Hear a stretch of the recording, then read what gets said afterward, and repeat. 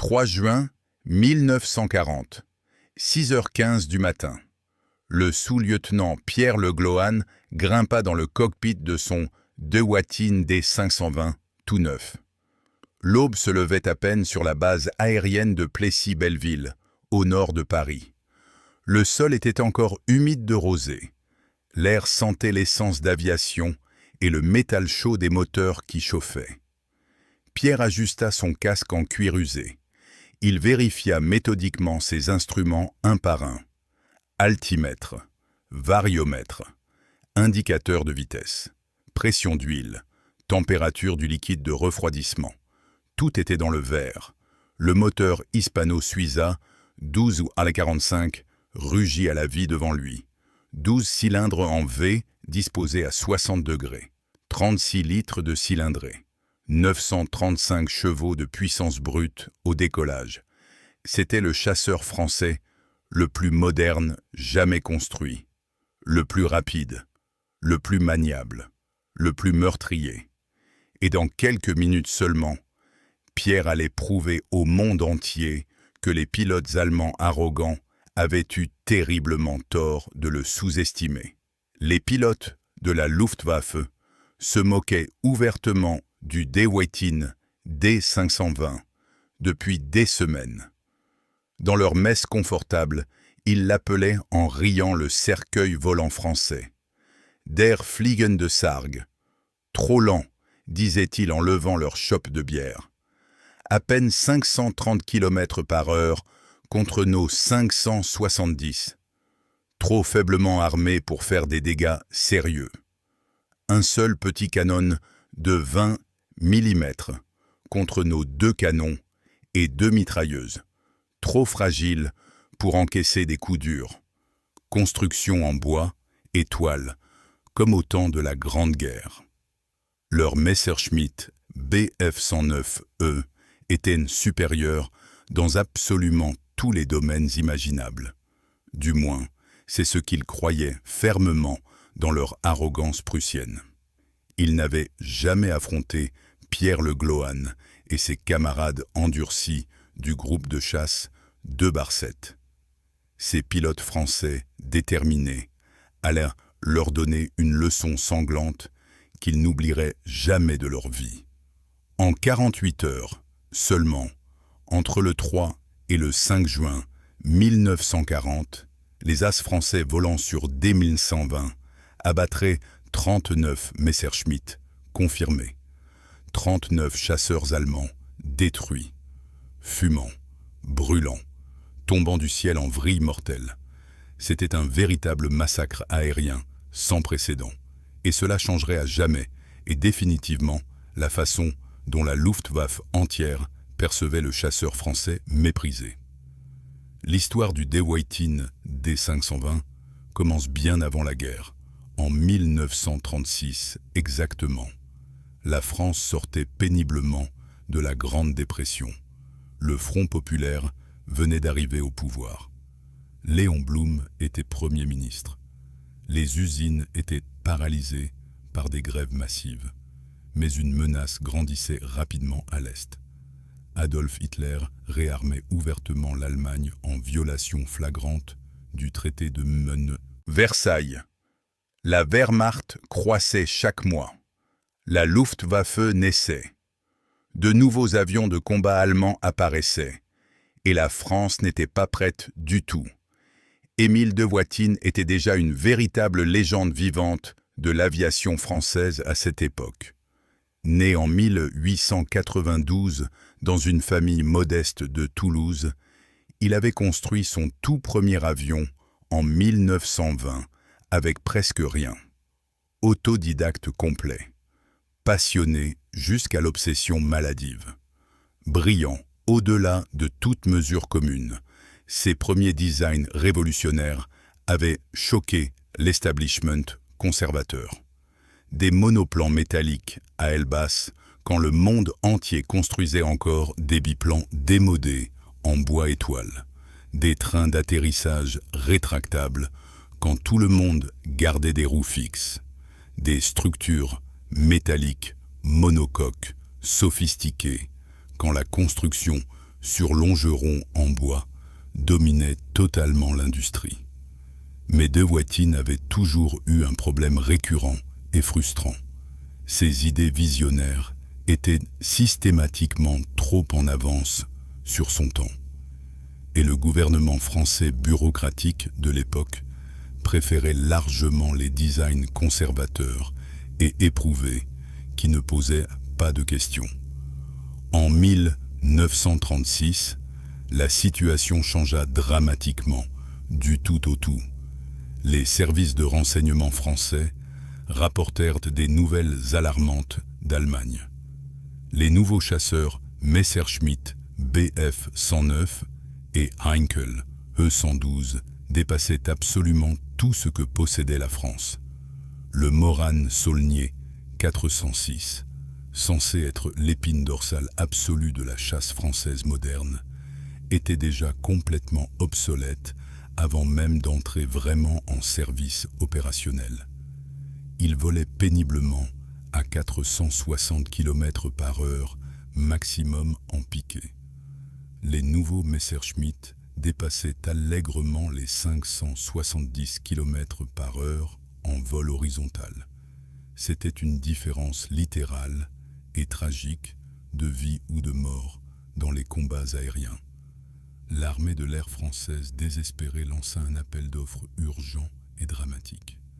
Elle voulait désespérément un nouveau chasseur vraiment moderne, rapide comme l'éclair, agile comme un faucon, mortel comme un cobra, capable de rivaliser directement et d'égaler les meilleurs designs allemands qui sortaient des usines Messerschmitt.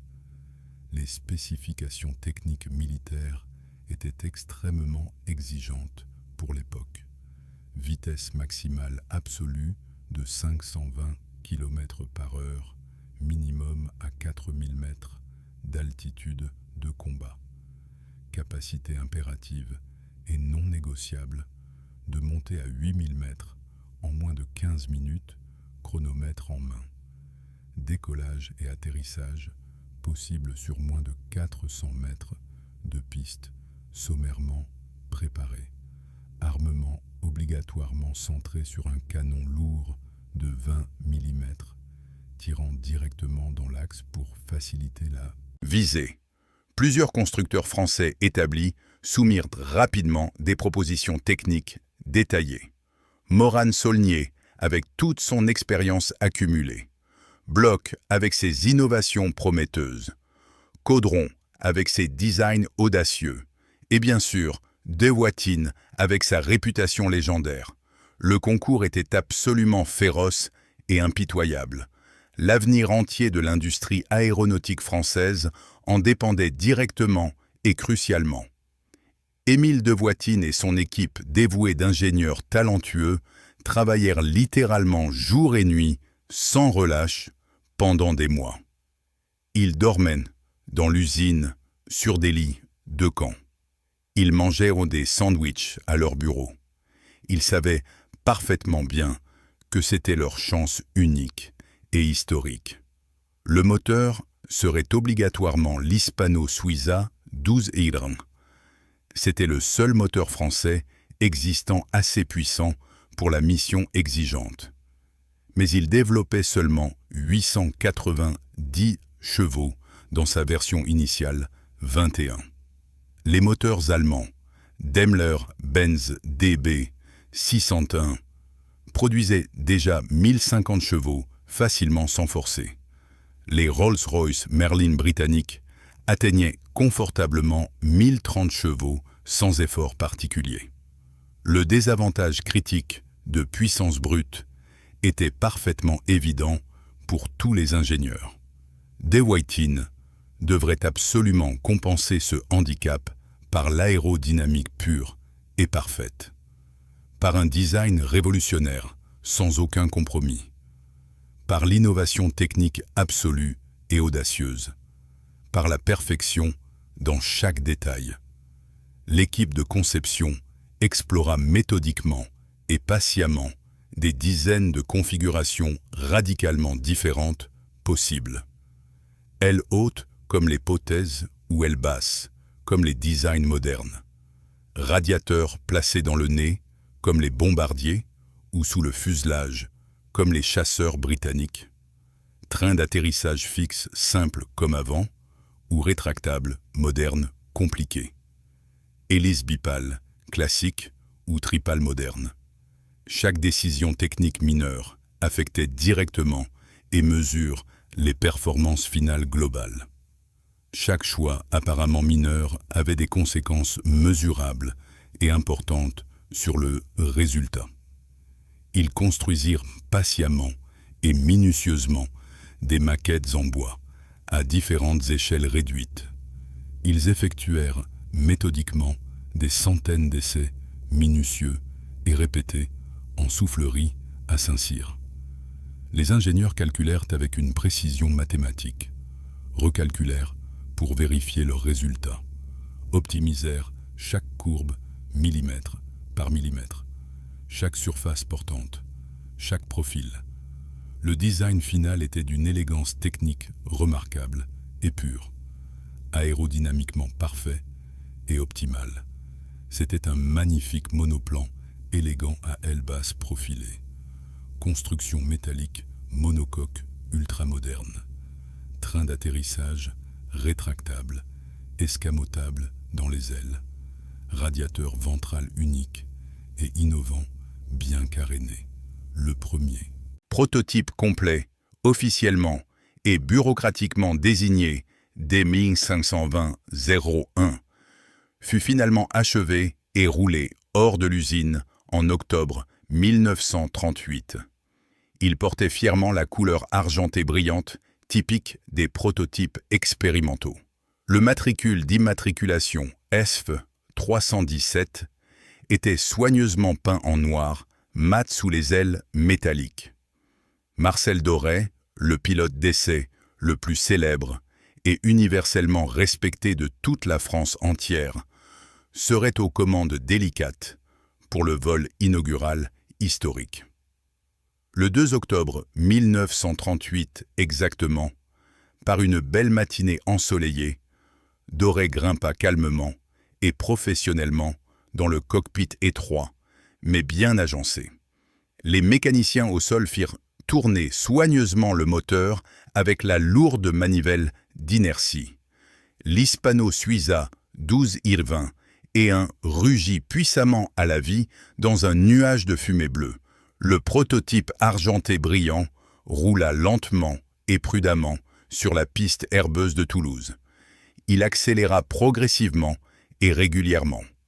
Il décolla proprement et élégamment après exactement 320 mètres. Doré effectua prudemment quelques virages larges et doux pour tester les réactions.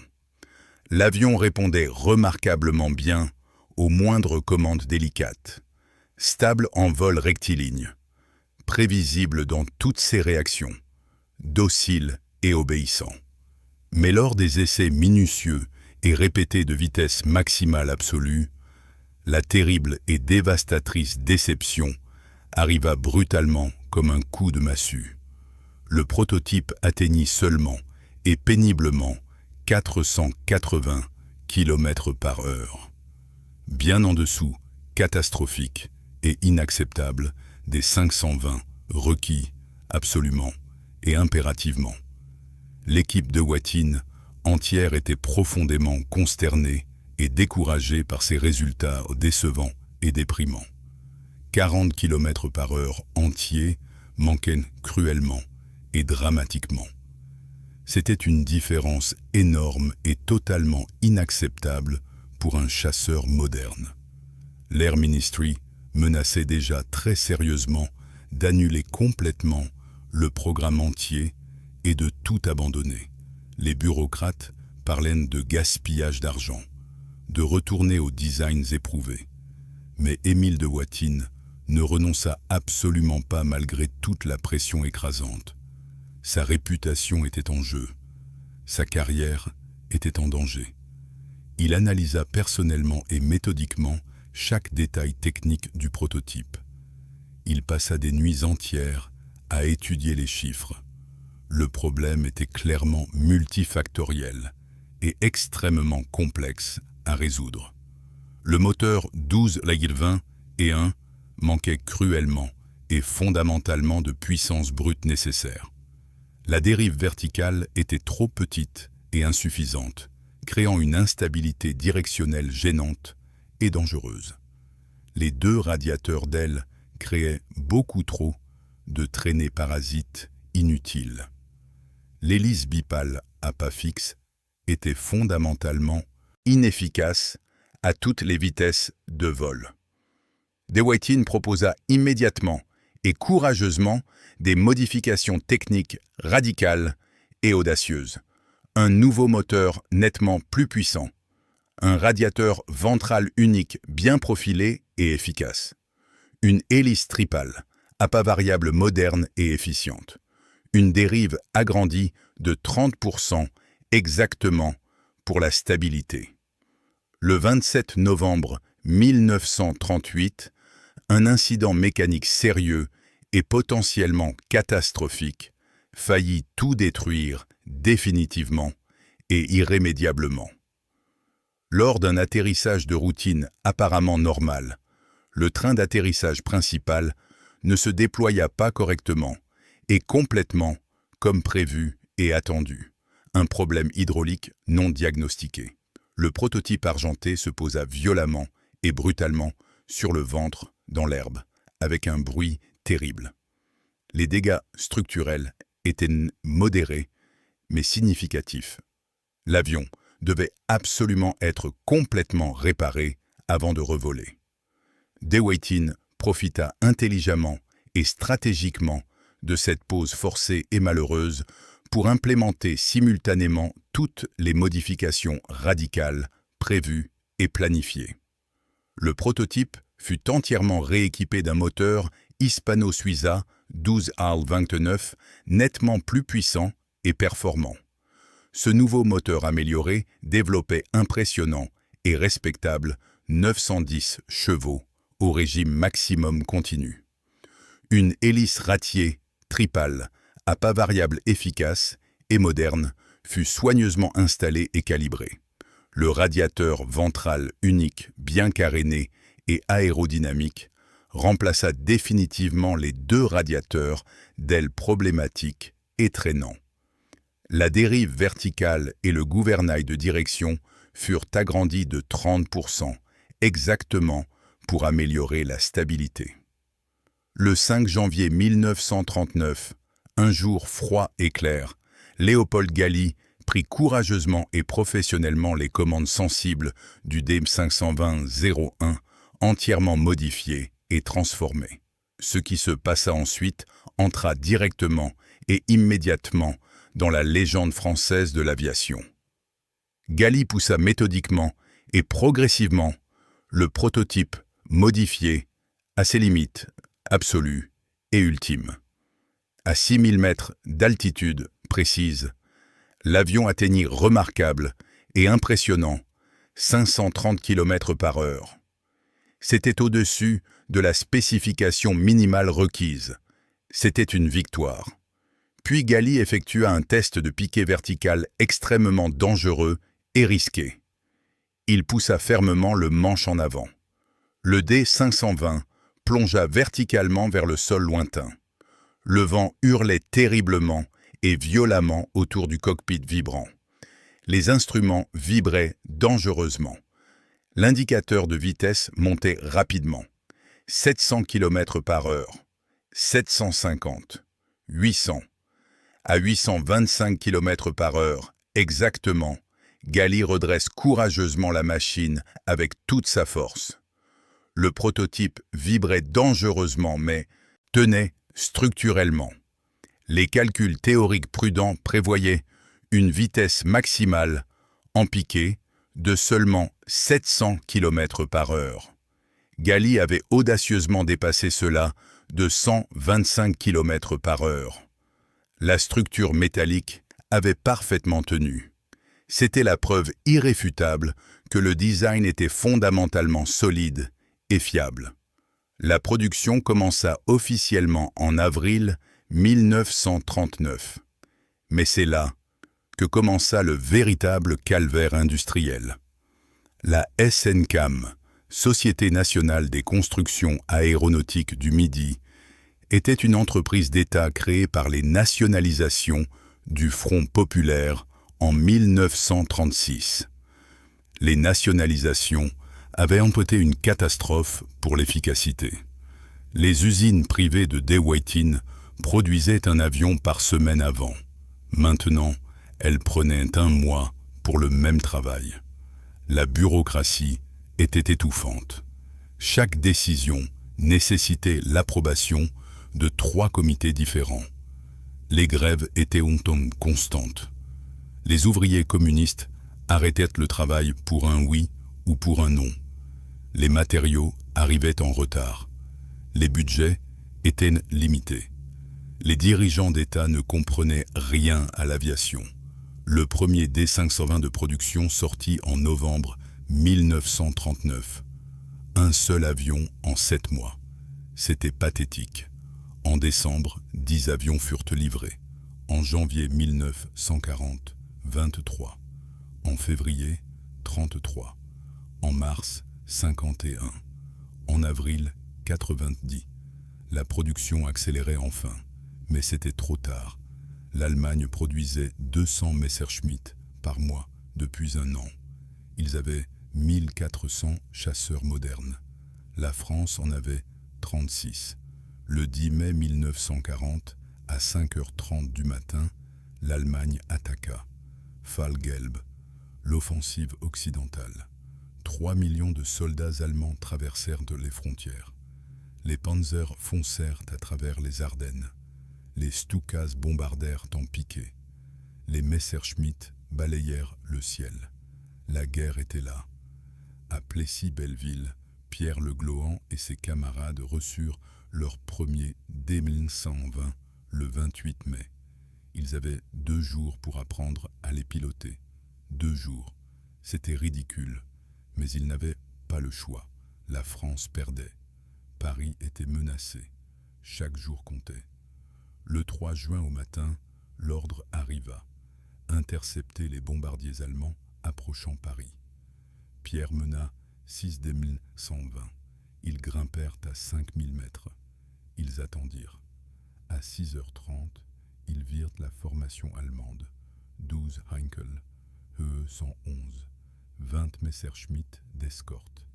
Les Allemands volaient tranquillement. Ils ne s'attendaient à aucune opposition sérieuse. Pierre donna ses ordres par radio.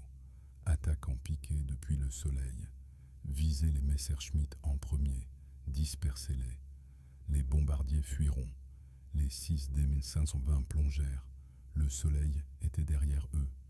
Les Allemands ne les virent pas venir. Pierre aligna son viseur sur un Bf-109. 300 mètres. 250. Il pressa la détente. Le canon de 20 mm tonna. Le Messerschmitt explosa. L'aile se détacha. L'avion tomba en vrille. Le ciel devint un chaos. Les Messerschmitt réalisèrent qu'ils étaient attaqués. Ils tentèrent de réagir. Mais les D-520 étaient un partout, virant serré. Tirant précisément, Rozanov abattit un 2e Messerschmitt. Denis, un 3e. Les Allemands étaient là, confus. Ces chasseurs français étaient différents, rapides, agiles, mortels. Un unterofficier allemand tenta une attaque. Il visa un D-520. Mais le français monta plus vite. Le Messerschmitt ne put suivre. Le D-120 fit un tonneau et se retrouva derrière. Le pilote français tira. Le Messerschmitt s'écrasa. 15 minutes plus tard, c'était fini. 6 Messerschmitt abattus. Les bombardiers avaient fait demi-tour. Les 6 D-1520 rentrèrent. Tous. Aucune perte. C'était incroyable. Le 4 juin, même scénario. Cette fois, 30 Messerschmitt. Pierre divisa ses forces. 6 D-1520 attaquèrent les bombardiers. 6 engagèrent dans les chasseurs. Les Allemands durent choisir. Ils choisirent mal. 11 Messerschmitt tombèrent. Un seul des 1520 fut perdu. Le pilote survécut. Le 5 juin fut l'apogée. Plus de 100 avions allemands attaquèrent Paris. L'armée de l'air envoya tout ce qu'elle avait. 30 D-520. Contre 100. Le combat dura 1 heure. C'était une mêlée générale. Pierre abattit 4 Messerschmitt ce jour-là. Rozanov 3. Denis 2. Au total, 22 Messerschmitt tombèrent. 7 D-520 furent perdus. Mais 5 pilotes survécurent. En 48 heures, 39 Messerschmitt abattus. Les Allemands ne riaient plus. Leur rapport mentionnait le D-1520 comme dangereux. Un pilote allemand écrivit « Évitez le combat tournoyant avec le Dewatin ». Pierre Le Glohn termina avec 18 victoires. Il devint un héros national, mais la France perdait quand même. Le 22 juin, l'armistice fut signé. La bataille était finie. Mais le D-520 avait prouvé sa valeur. Les pilotes français avaient prouvé leur courage. Et les Allemands avaient appris le respect.